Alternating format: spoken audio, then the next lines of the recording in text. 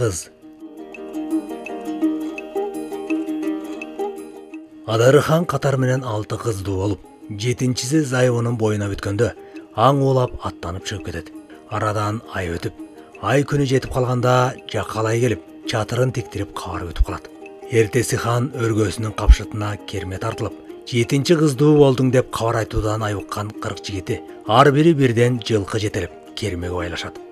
Аңгыча айылдын аксакалы келип, ханым 40 жылкылуу болдуң, сүйүнчү, 40 жылкын кыйырыңа чыкса, кыйкыргын кылым аралайт.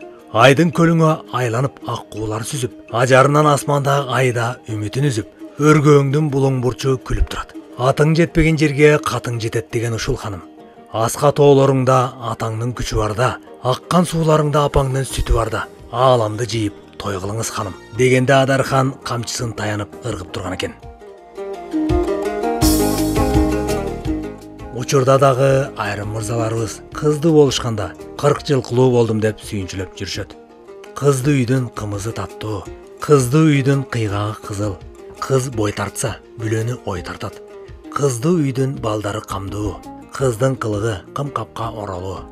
Кызды үйдө кыл жатпайт, мүрөктүн суусун ичем десең, кызыңдын кошучунан суурта деген накыл сөздөр айтылып калган. Кыздарыбызга башынан ашкан бактыны тилек кылалы. Сүйүнбек Касманбетов.